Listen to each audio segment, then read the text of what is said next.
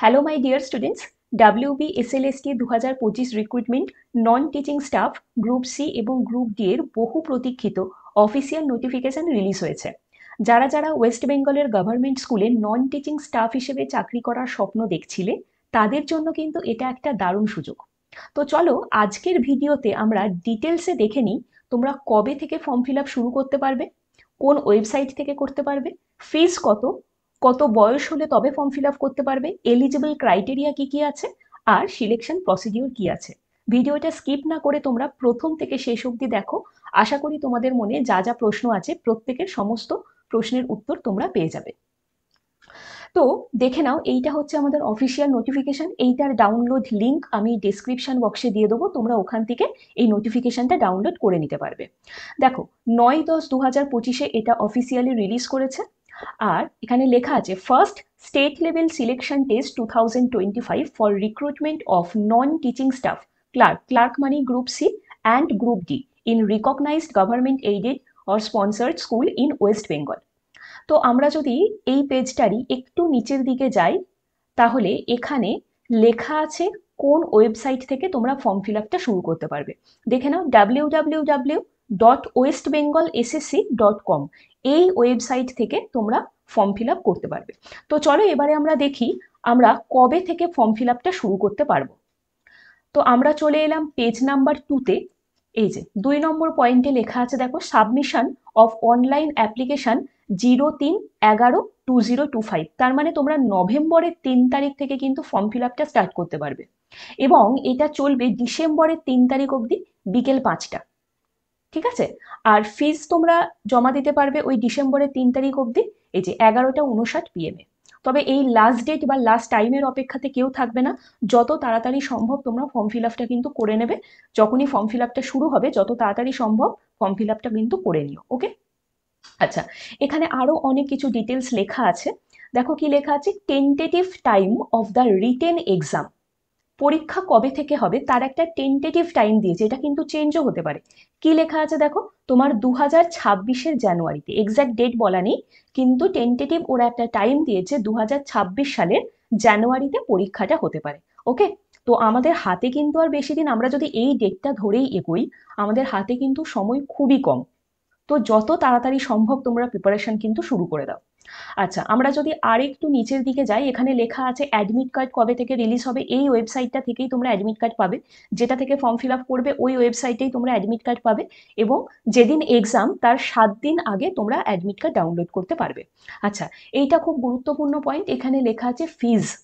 দেখে নাও, group C এর জন্য যারা ফর্ম ফিল আপ করবে, জেনারেল, ওবিসি, ইডাব্লিউএস ক্যান্ডিডেট 400 টাকা করে লাগবে, আর গ্রুপ ডি এর জন্যও 400 টাকা। এসসি, এসটি আর পিএইচ ক্যান্ডিডেটদের জন্য কিন্তু 150 টাকা করে লাগবে। তার পরের পয়েন্টে এখানে লেখা আছে, দেখো, manner of selection to the post of non teaching staff. তো কি প্রসিডিওর, সিলেকশনের প্রসিডিওরটা কি, এখানে যেটা লেখা আছে আমি বলে দিচ্ছি শর্টে। তোমার গ্রুপ সি হোক কি গ্রুপ ডি হোক, প্রথমে রিটেন এক্সাম হবে। ঠিক আছে? তো গ্রুপ সি এর জন্য যারা দিচ্ছ রিটেন এক্সাম দেবে, রিটেন এক্সামে যদি কোয়ালিফাই করো তাহলে তোমার ইন্টারভিউ এর ডাক আসবে, এবং ইন্টারভিউ এর যেদিন তোমার হবে সেদিনই কিন্তু তোমার এই যে including typing cum computer proficiency test, মানে তোমার কম্পিউটার প্রফিসিয়েন্সি টেস্ট এবং তুমি টাইপিং করতে পারো কিনা এই দুটো চেক করা হবে যেদিন ইন্টারভিউ দেবে ওই দিনই। আর যারা গ্রুপ ডির জন্য, তাদের রিটেন এক্সামে যদি তোমরা পাশ করো তাহলে তাদের ইন্টারভিউ হবে এবং দেন তোমার ফাইনাল মেরিট লিস্ট বেরোবে।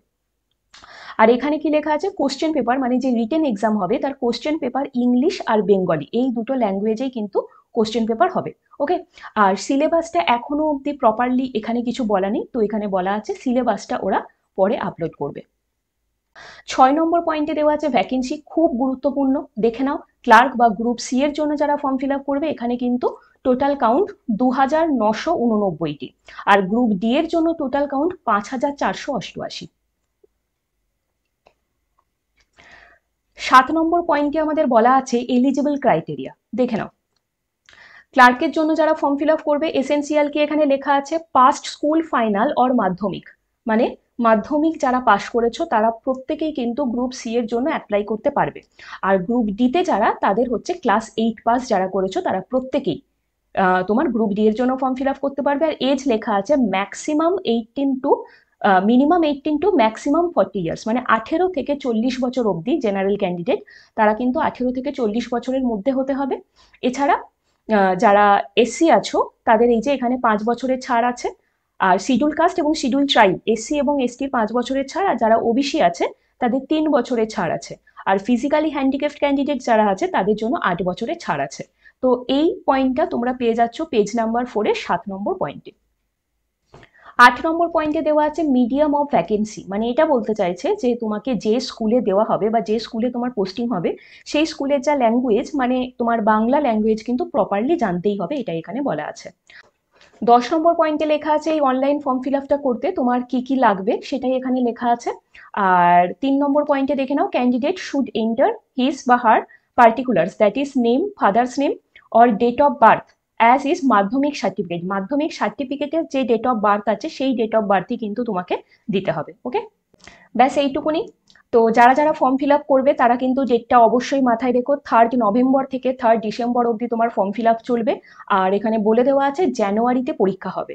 এবং মনে রাখবে যে সংখ্যাটা এখানে যে ভ্যাকেন্সিটা দিয়েছে সেটা কিন্তু খুব একটা কম নয়, যথেষ্ট ভালো ভ্যাকেন্সি আছে এবং প্রচুর ফর্ম ফিল আপ কিন্তু জমা পড়বে। তো সেখানে কিন্তু লাখ লাখ ছেলে মেয়ের মধ্যে থেকে তোমাকে চাকরিটা ছিনিয়ে নিতে হবে, সেই হিসেবে কিন্তু একটা দুর্দান্ত প্রিপারেশন চাই। কম্পিটিটিভ ম্যাথ সেন্টারের সাথে তোমরা জুড়ে থেকো, যা যা নোটিফিকেশন আসবে বা যা যা আমরা জানতে পারবো সবকিছু শেয়ার করতে থাকবো। এবং অবশ্যই কিন্তু ম্যাথসের প্রিপারেশনের জন্য এই চ্যানেলটা সাবস্ক্রাইব করে রেখো। দেখা হচ্ছে আবার পরের একটি ক্লাসে।